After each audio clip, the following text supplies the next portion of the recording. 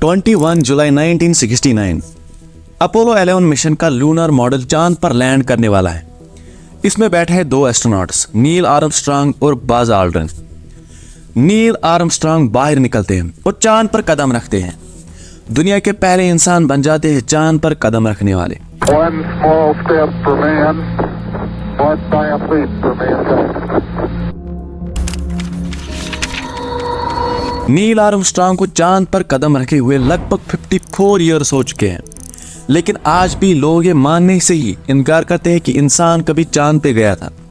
अब इन conspiracy theories को देखा जाए, इनमें लॉजिकल पॉइंट्स भी काफ़ी होते हैं, जिससे एक आम इंसान भी सोचने पर मजबूर होता है कि क्या सच में अमेरिका ने हमसे झूठ बोला था? क्या ये सब नाटक कहीं रेगिस्तान में तो नहीं रिकॉर्ड किया गया था? ऐसा ही 2002 में मून लैंडिंग को फेक समझने वाले बार्ट सिवरल नाम के एक शख्स अपोलो 11 के एस्ट्रोनॉट बज ऑल्ड्रिन को कहते हैं कि तुम बाइबल पे हाथ रख के कहो कि सच में मून लैंडिंग हुई थी। Why don't you swear on the Bible that you walked on the moon? तो बज ऑल्ड्रिन सिवरल को एक पंच मार देते हैं। Said you walked on the moon when you didn't. Calling the kettle black if I ever thought of it. Saying I misrepresented myself. Away from me.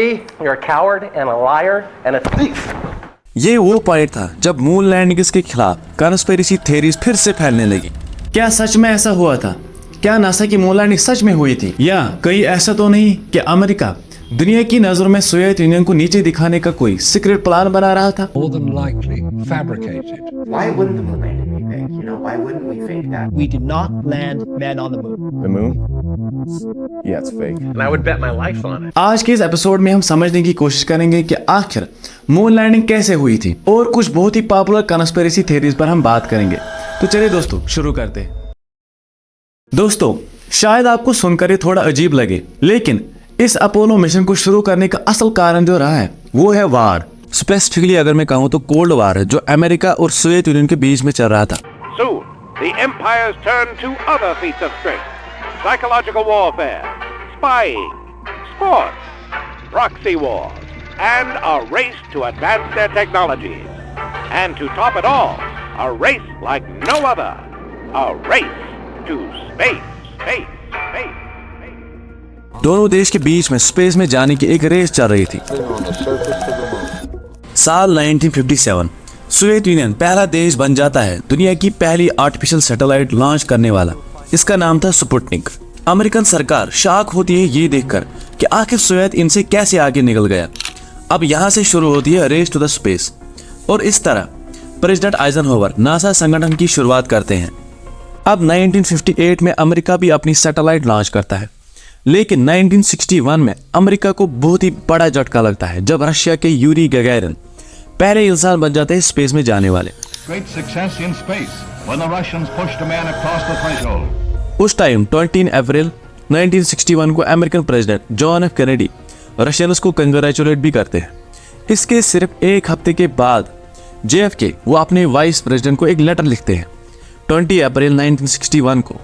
वो पूछते हैं उनसे आखिर कैसे रशियंस को हराया जा सके, by putting a laboratory in space और by trip around the moon, are we working 24 hours a day on existing programs, if not why not. और यहाँ JFK पब्लिक के सामने आकर स्पीच में कहते हैं कि वो ये दशक खत्म होने से पहले इंसानों को चांद पर भेजेंगे और सेफली वापस भी लाएंगे। Before this decade is out of landing a man on the moon and returning him safely to the earth. दोस्तों, क्या आप इमेजिन कर सकते हो साल 1961, कोई स्मार्टफोन्स नहीं थे, कोई इंटरनेट नहीं था, GPS की टेक्नोलॉजी तक नहीं थी। और एक इंटरेस्टिंग फैक्ट दोस्तों, अपोलो 11 में जो गाइडेंस कंप्यूटर था उसकी मेमोरी सिर्फ और सिर्फ 73 KB थी। 73 KB एक माइक्रोवेव से भी कम। एस्टिमेट किया जाता है कि इस मिशन पर लगभग 4 लाख वर्कर्स काम कर रहे थे। अब इसके बाद नासा फेब 1967 में ये पहले मैनड मिशन की टेस्टिंग करते हैं। इस मिशन को नाम दिया जाता है अपोलो 1। लेकिन धरती पर ही टेस्ट के दौरान 27 जन 1967 को इनके कैबिन में आग लग जाती है, और जो 3 एस्ट्रोनॉट्स प्रिपेयर कर रहे थे स्पेस में जाने के लिए, वो तीनों मारे जाते हैं। नासा इसके बाद भी हार नहीं मानता। अपोलो 4, अपोलो 5, अपोलो 6 और ऐसे ही अपोलो 9, जिसमें लूनर मॉडल को टेस्ट किया जाता है, यानी वो हिस्सा जो एक्चुअली चांद पर उतरेगा। और फाइनली जाकर 16 जुलाई 1969 को अपोलो 11 मिशन लॉन्च किया जाता है। We have a liftoff, 32 minutes past the hour. Liftoff on Apollo 11. इस मिशन का हिस्सा थे 3 astronauts, commander Neil Armstrong, command module pilot Michael Collins और मॉड्यूल के पायलट एडविन बज ऑल्ड्रिन। इस अपोलो 11 मिशन का जो स्पेसक्राफ्ट था, इसके 3 मेन हिस्से थे दोस्तों, कमांड मॉड्यूल, सर्विस मॉड्यूल और लूनर मॉड्यूल। पहले 2 को एक साथ रख के CSM भी बोला जाता है। होना क्या था, जो लूनर मॉड्यूल था सिर्फ वही हिस्सा अलग होकर चांद पर लैंड करेगा और फिर वापस जाने के बाद वापस अटैच किया जाएगा CSM से, जिससे एस्ट्रोनॉट्स वापस धरती पर आएंगे। वैसे जो रॉकेट इस मिशन में इस्तेमाल किया गया था वो था सैटर्न V5, जिसमें 1 billion gallon kerosene liquid, oxygen और हाइड्रोजन लिक्विड लोड किया गया। तो इस पूरे रॉकेट का वजन 3 लाख किलो था।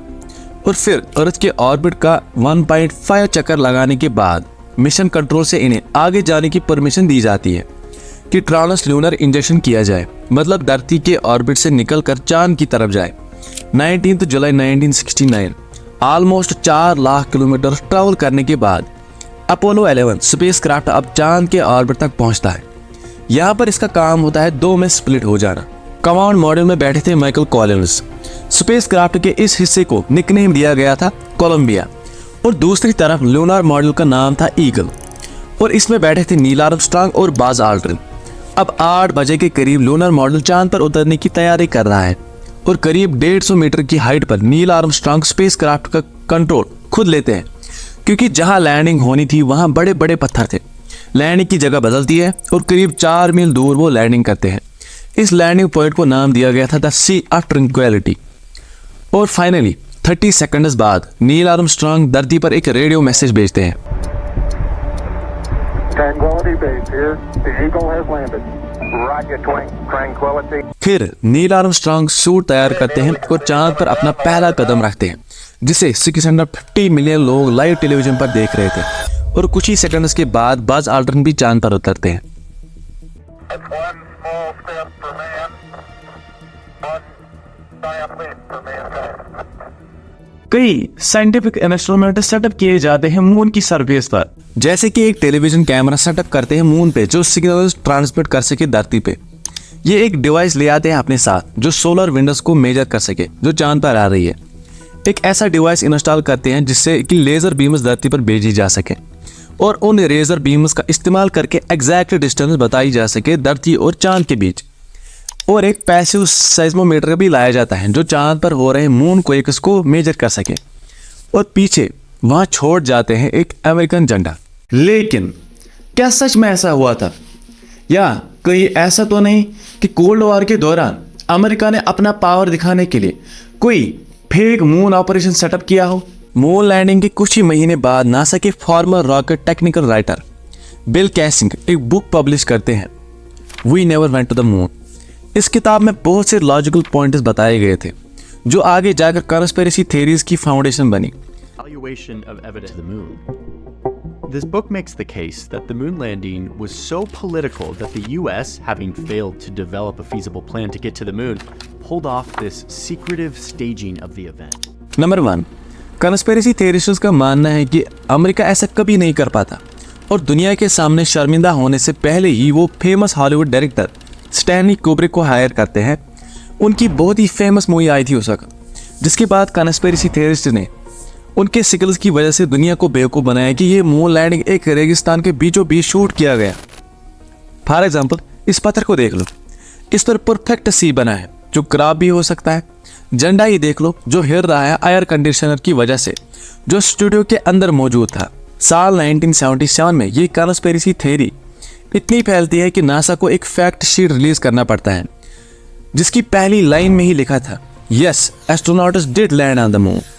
नंबर 2, जो झंडा चांद पर प्लांट किया गया है वो क्यों वेव करने लगा है? चांद पर तो कोई हवा नहीं है। असल में ये एक स्पेशली डिजाइनेड झंडा था। आमतौर पर झंडों में एक वर्टिकल रॉड होती है, लेकिन इस वाली में एक हॉरिजॉन्टल रॉड भी डाली हुई थी झंडे के बिल्कुल ऊपर।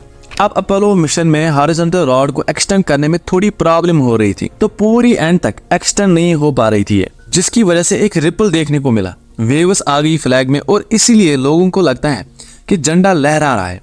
सिर्फ उन वीडियोस में आपको झंडा लहरा रहा नजर आएगा जहां पर एस्ट्रोनॉट्स इसे पकड़ कर हिलाने लगे हैं। इसके पीछे कारण है कि ये रॉड एल्युमिनियम की बनी थी जो स्प्रिंग की तरह एक्ट कर रही थी, तो थोड़ी देर के लिए झंडा हिलता और फिर एब्सोल्युटली स्टिल रह जाता। नंबर 3, जो फोटो यहाँ पर एस्ट्रोनॉट्स ने ली है, इन फोटोज में कोई स्टार्स क्यों नहीं दिखाई दे रहे? एक्चुअली में मून लैंडिंग दिन के समय में हुई थी, ऐसे टाइम में जब चांद पर सूरज की रोशनी पड़ने लग रही थी और जो व्हाइट कलर के स्पेस सूट्स पहन रखे थे एस्ट्रोनॉट्स ने वो भी ज्यादा रिफ्लेक्ट करने लग रहे थे, और उस टाइम के कैमरा इतने एडवांस नहीं थे। अगर आपको ऐसी पिक्चर लेनी है जिसमें ये स्टार्स भी आए जिनकी लाइट बहुत ही कम है, तो ऑब्वियसली आपको लॉन्ग शटर स्पीड रखनी होती है जिससे कैमरा में ज्यादा लाइट एंटर हो। यही कारण है कि इस पिक्चर में स्टार्स नहीं दिखाई देते। वैसे अगर आप इस पिक्चर का एक्सपोजर थोड़ा ज्यादा करो, आप यहाँ स्टार को देख सकते हो। एक और थ्योरी जो उठाई जाती है यहाँ पर वो है शैडोज को लेकर। ये शैडोज आखिर इधर उधर क्यों दिखाई दे रहे हैं? अगर हम देखें तो सिर्फ सूरज ही इकलौता लाइट का सोर्स नहीं था, लेकिन चांद भी था, क्योंकि वहां से लाइट रिफ्लेक्ट होती है बिकॉज ऑफ नो एटमॉस्फेयर, और एस्ट्रोनॉट्स के सूट से भी लाइट रिफ्लेक्ट हो रही है। यही कारण है कि लाइट यहाँ वहां स्कैटर होकर ये अजीब से शैडोज बना रही थी। इन सब कंस्पिरेसी थ्योरीज के बाद भी द ग्रेट श्वेत एनसाइक्लोपीडिया 1970 के अराउंड पब्लिश हुई थी। उसके 3rd एडिशन में इस मून लैंडिंग को कई बार एक फैक्चुअल चीज बताया गया है। श्वेतस के आर्टिकल्स में कई बार लिखा गया है कि Apollo moon landing 3rd historic event था स्पेस एज का। सबसे पहले स्पुतनिक की लॉन्च 1957, दूसरा 1961 में यूरी गैगारिन की फ्लाइट, और तीसरा मून लैंडिंग। अपोलो 11 के बाद जो आखिरी मून मिशन किया गया था वो अपोलो 17 जो साल 1972 में हुआ था। वैसे दोस्तों, आपको क्या लगता है, क्या सच में मून लैंडिंग हुई थी? आप अपनी राय कमेंट्स में नीचे बता सकते हैं। मिलते हैं अगले वीडियो में। Thanks for watching.